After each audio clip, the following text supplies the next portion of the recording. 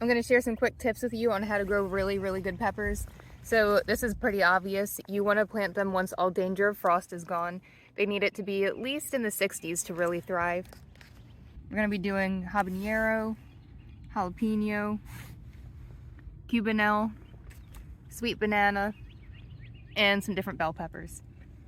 And then if you stay tuned, one thing I like to do is in the summer I take all the different pepper varieties I grow and all the different tomato varieties that I grow, and I like to make salsa out of it along with some other vegetables that I grow.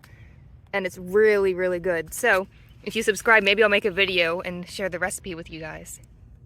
But first things first, we gotta plant stuff so that we can eventually make recipes out of them. So if you see my other videos, you know that I put down a big silo cover. That way it'll block out the weeds and also help warm up the ground.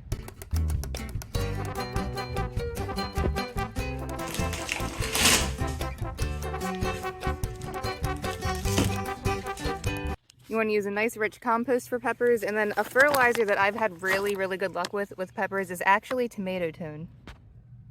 You can see it's low nitrogen but higher in phosphorus and potassium, which is really good because you don't want too much nitrogen or the pepper plants will focus more on just growing tall and growing beautiful leaves, but not actually focusing on the pepper itself. So the ratio for this actually has worked really well for me. And I like that it still has just a little bit of nitrogen in there, that's the first number, so that way it can still help the plant start to take off a little bit. And this is also high in calcium, which is really good because it's really helps keep the peppers themselves nice and healthy and strong, because sometimes I've noticed that they may rot a little bit when they're still on the plant, or that they might get sunburnt more. But ever since I started using a higher calcium fertilizer, I've had way better results each year.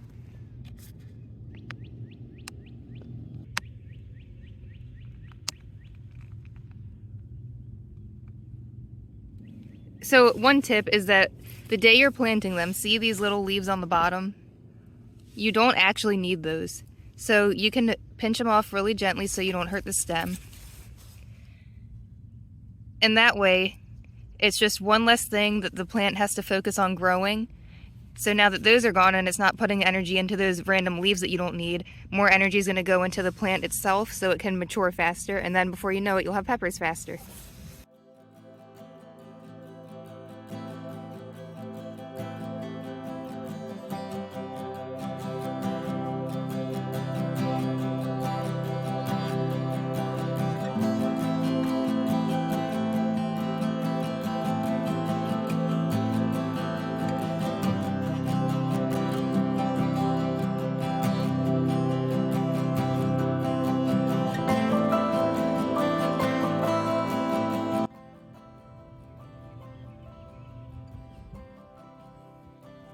So peppers like full sun, but if they get very slight partial shade, it's actually not a terrible thing, at least not in my experience. And then you want to make sure they stay well watered. That way your peppers will be nice and juicy and have good flavor. I plant them about 18 inches apart. You can do it a little bit farther. You can do 2 feet apart if you wanted. You don't want to crowd them. And then I just take a pinch of tomato tone and work it into the soil. You don't want to get any accidentally on the leaf if you just brush it off, because you don't want it to burn it by mistake. I recommend planting transplants on a nice cloudy day, or particularly in the evening.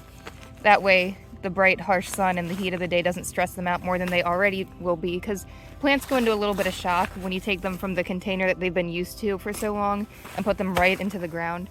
So just make sure you give them plenty of water, especially the first couple days after transplanting them.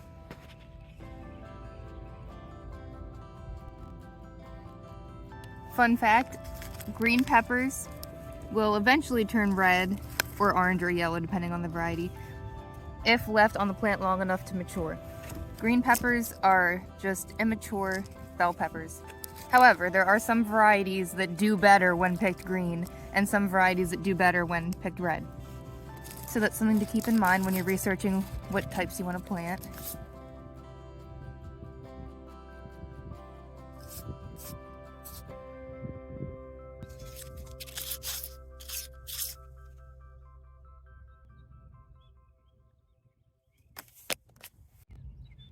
Shrimp compost is another really good compost to use for peppers because it's high in calcium. Same with tomatoes. And then I also recommend getting a stake or even tomato cages to help support your plants when they get larger, especially for bell peppers, because sometimes the peppers start to weigh the plant down a little bit. If you get a plant from the nursery and it has blossoms on it or even little mini peppers, that's technically not a good sign. That means that the plant has been inside of its pot for too long and it's stressed out and trying to survive and trying to reach maturity too fast as a last-ditch effort to carry on its genetics. So that means that that plant has long outgrown its time in that little pot. You can technically still save it, although it is best to avoid those. But just like you would pluck off the little leaves at the bottom, pluck off those blossoms too. That way it stops focusing on that and then it can spend time just growing and being a plant first before it's ready to start producing peppers. I'm also going to plant some sunflowers around the perimeter. We're still not done cleanup, so don't mind that, but we're making progress. So I'll plant sunflowers around the back. It'll look beautiful. And then I'm about to do some corn. I'm going to plant sweet corn every 2 weeks. That way I have a continuous crop. Montauk is my favorite. It is a really, really sweet bicolor sweet corn. And a little pro tip for that, just like most vegetable plants, they like compost. And corn really thrives on nitrogen. It needs all three of the macronutrients, nitrogen, phosphorus, and potassium, but especially nitrogen. I put it down at the time of planting, and then when the corn plant starts to tassel, I put it down again to help encourage the ears to be a nice size. I also spray the plants once they start to produce silk with BT spray to help keep the worms off of the plant. If you're concerned about sprays, BT spray is actually organic. It's a natural substance. It's found in soil, I believe, and it actually works. Some organic stuff does not work, but this one actually does, so I do use that. You can also use mineral oil, but that's a little bit more time consuming, and BT spray really is not that expensive, and like I said, I've had good results with it. You want to plant corn about 10 inches apart. They like to be pretty close, and you want to plant them in a block formation. That way they can pollinate each other. If you have them spaced too far apart, they're not going to pollinate each other, and then you are not going to have full kernels on your ears.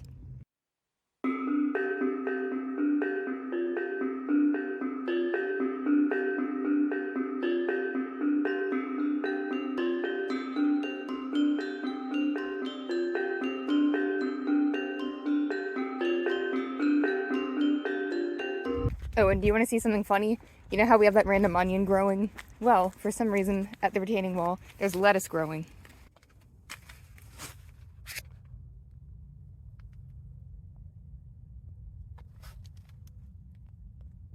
There was a big thing of lettuce, but it looks like my dad sprayed it with something.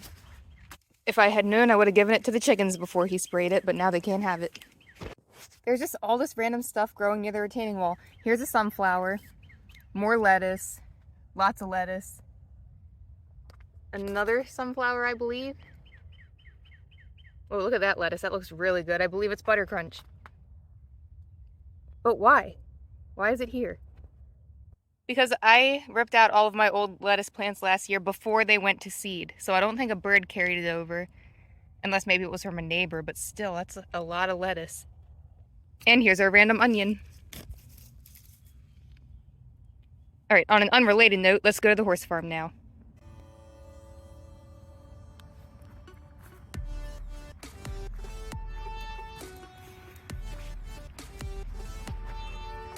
She seems to be really good friends with this new one.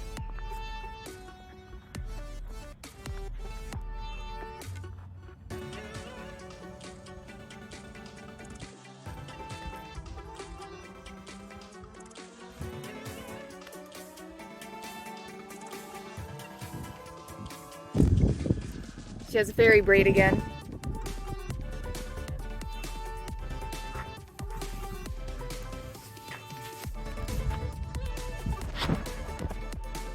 Here's a friend, but that mini, for some reason, terrifies Cinnabara.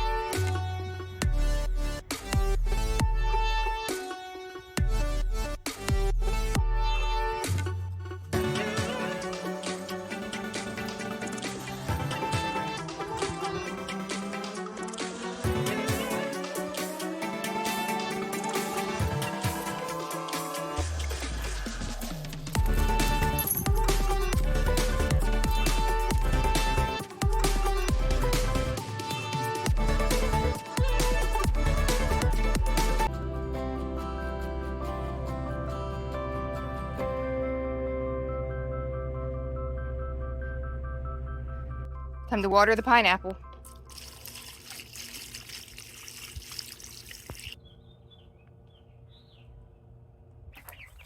So just for the record, this video was made just a few days after the other video about when I put them in here, and I was hoping to see if Mimosa would adopt them, but you know, I schedule these videos a week apart. Well, good news, Mimosa has shown a lot of interest in them now all of a sudden. She keeps talking to them, she keeps trying to get in here with them, trying to make them follow her, she keeps trying to feed them. It's really, really cute. So I think she wants to adopt them. If she's still showing this much interest tomorrow, I'm going to introduce them and see how it goes. They technically don't really need her to take care of them, but it will make transitioning them into the flock a lot easier. It's evening now, so that's why they're in here. But when I introduce them to Mimosa tomorrow, if it's still going well, I'm going to put them in the larger run out in the enclosure. But they'll still be caged off from the other girls, that way they can't interfere.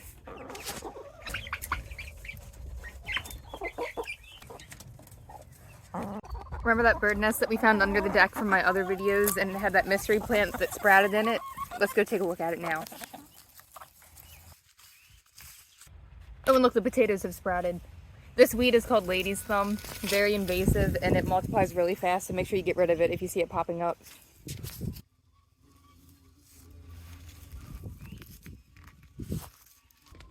Well, it looks like the egg and the plants are no more.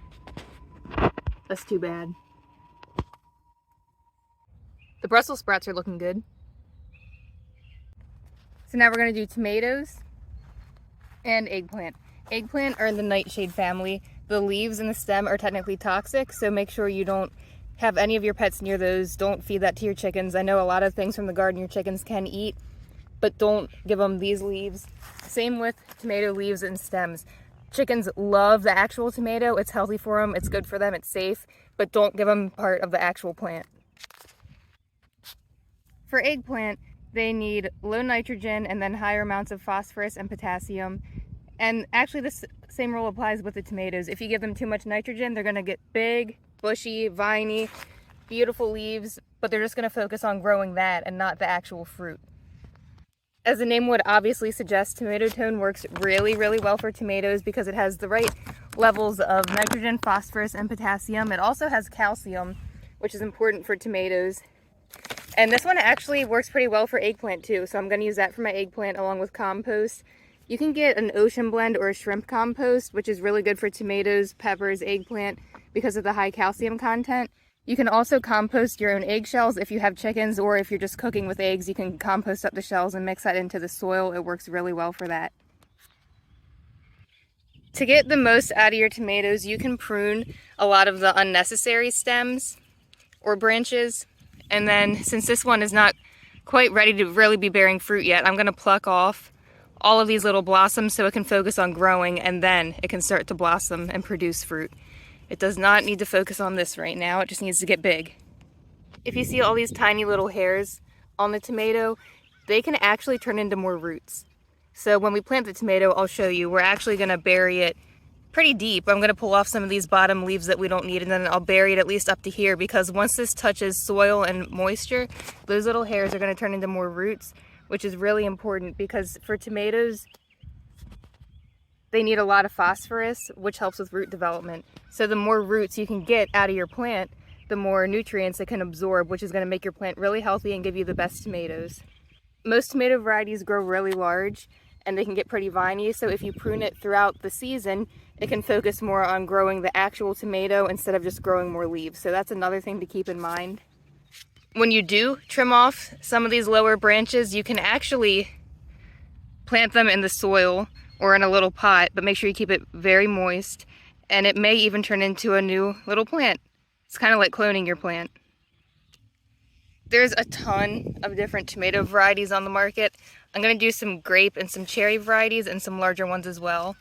We're going to do Sun Gold, Cherokee Purple, Napa Grape. Let's go take a look at the others. Oh, and by the way, this is probably obvious, but tomatoes and eggplant like it warm, so make sure you don't plant these until all the danger of frost is gone. We're going to do Sweet 100. This variety produces a ton. Beefsteak, that's one of the larger varieties. That was a close one. Spider on my lemon boy. I'm very allergic to spiders, so I gotta be careful. Glad I saw that. Mr. Stripey. Now I'm paranoid because I don't know where the spider went.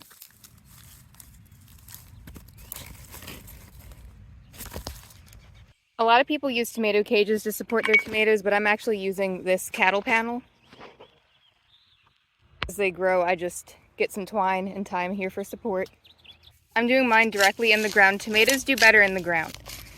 You can technically do them in containers, but you're going to want to find a variety that stays on the smaller side. And if you do them in a container, I would recommend at least a 5 to 10 gallon container. The larger the better for sure. And just do 1 plant per container and make sure it stays well watered because the containers dry out so much faster. And even if you have enough nutrients in the soil, if it's drying out, it's not going to absorb those nutrients, and then you're going to get blossom end rot, and then your tomatoes will be no good. So like I said earlier, I'm going to bury the tomatoes pretty deep so that way we can create more roots and then they can absorb more of the nutrients. I'm going to mix some compost in here and the fertilizer, and then we'll cover it up. And here's just a little tip if you have chickens. Chicken manure is actually pretty high in phosphorus, so it's an excellent fertilizer for tomatoes.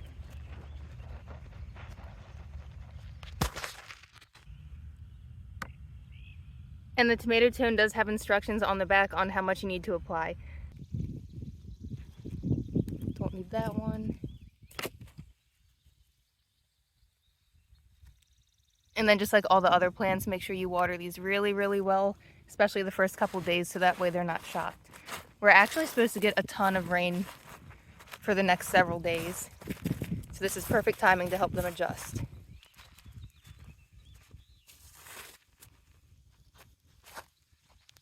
And then eventually those little hairs will become roots.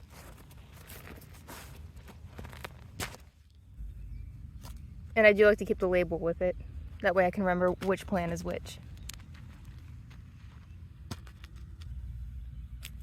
I've been very lucky, and I hope I'm not jinxing it, but I don't really have too many pest issues with my tomatoes, but I know that in general tomatoes are really prone to hornworms and cutworms, so the BT spray works really, really well for that. You can spray the stem and the leaves just as a preventative measure, but I recommend spraying in the evening so you don't shock or burn the plant. And same with when you fertilize it. If you accidentally get fertilizer on the plant itself, just make sure you brush it off. You want to space your tomatoes about 1 to 2 feet apart. You don't want them right on top of each other because then they're going to be competing for nutrients. And then in the summer when it's really humid or if you get a lot of rain, if they're right on top of each other and they're not getting good airflow, they could get some diseases or some fungus. And that's not good. When you're plucking off these leaves that you don't need, you can even put it back into the soil and it'll become a compost for your plant. Finally got a cucumber sprouting.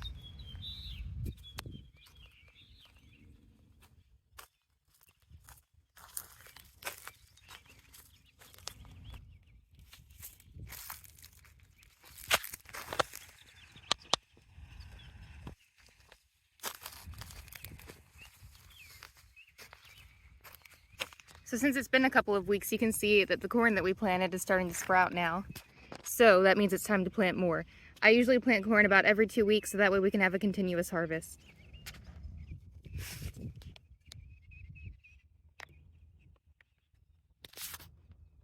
Got 2 in here.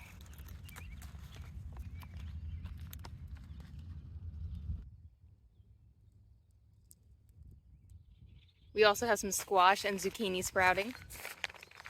Squash and zucchini like low nitrogen and higher on the phosphorus and potassium. And lots of rich compost. We also have some flowers sprouting. That one is a cosmos. And there's a zinnia. I got the eggplant in the ground and I'm using a tomato cage to support them because they get pretty big and the fruit gets pretty heavy. So I put this support on them now so that way I don't have to try to fight to get it over the plant once it's actually growing bigger. You can also use a garden stake like I've done with the peppers, but I've found that for the eggplant I really like using the tomato cages. There's another flower. And the broccoli and cauliflower is starting to get a little bigger. Oh, and those beans that I planted and the peas are finally starting to sprout. I don't remember if I mentioned this or not, but beans and peas, like all legumes, can fix their own nitrogen. So you do not want to add nitrogen to the soil. Since legumes add their own nitrogen to the soil, you could plant them near crops that really enjoy rich nitrogen, such as corn, and that'll help give them a little bit of a boost. So let's go take a look at that, and then make sure that you subscribe and tune in, because later, in one of the next videos, I'm going to teach you how to plant different kinds of melons.